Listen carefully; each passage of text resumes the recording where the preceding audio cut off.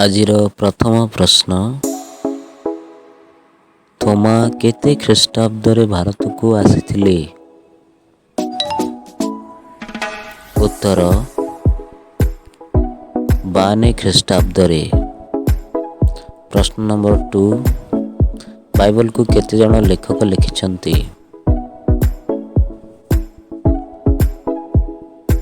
ଉତ୍ତର 40 ଜଣ ଲେଖକ ଲେଖିଛନ୍ତି।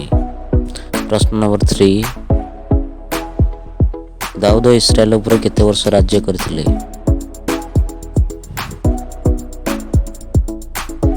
ଉତ୍ତର 40 ବର୍ଷ।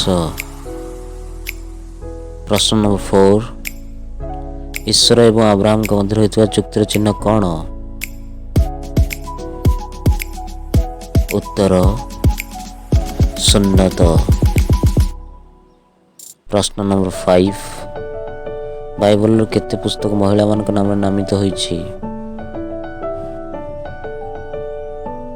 ଉତ୍ତର 2ଟି, ରୁଥ ଓ ଏଷ୍ଟର। ପ୍ରଶ୍ନ ନମ୍ବର 6, ସଲମନଙ୍କ ମାତା କିଏ?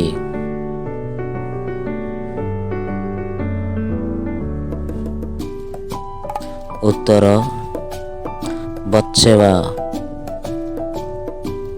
ପ୍ରଶ୍ନ ନମ୍ବର 7, ଗଲିୟତକୁ କିଏ ବଧ କରିଥିଲା?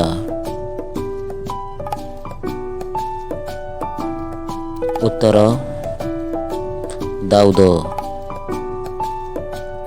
ପ୍ରଶ୍ନ ନମ୍ବର 8, ମାଥ୍ୟୁ 13:31 କେଉଁ ଦୃଷ୍ଟାନ୍ତ ବିଷୟରେ କୁହାଯାଇଛି? ଉତ୍ତର ସୋରିଷ ଦାନାର ଦୃଷ୍ଟାନ୍ତ। ପ୍ରଶ୍ନ ନମ୍ବର 9, ଯୋହନଙ୍କ ମାତାଙ୍କ ନାମ କ'ଣ?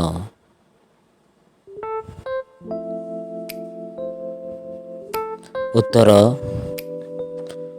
ଏଲିସାବେଥ। ପ୍ରଶ୍ନ ନମ୍ବର 10, ନୋହଙ୍କ ଜାହାଜର ପରିମାଣ କ'ଣ ଥିଲା? ଦୀର୍ଘରେ 300 ହାତ, ପ୍ରସ୍ଥରେ 50 ହାତ, ଉଚ୍ଚରେ 30 ହାତ ଥିଲା। ପ୍ରଶ୍ନ ନମ୍ବର 11, ଇସ୍ରାଏଲ ସନ୍ତାନମାନେ କେତେ ବର୍ଷ ମାନ୍ନା ଖାଇଥିଲେ?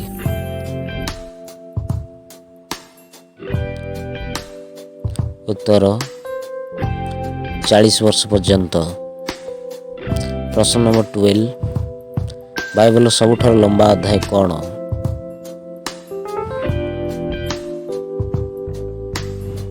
ଉତ୍ତର ଗୀତ ସଂଗୀତ 119, 176 ପଦ।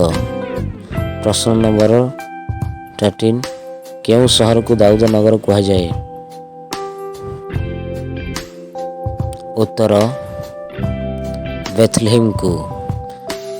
ଭିଡ଼ିଓ ଭଲ ଲାଗିଲେ ଚ୍ୟାନେଲ ସବସ୍କ୍ରାଇବ୍ କରନ୍ତୁ, ଅଧିକ ସେୟାର କରନ୍ତୁ। ନମସ୍କାର।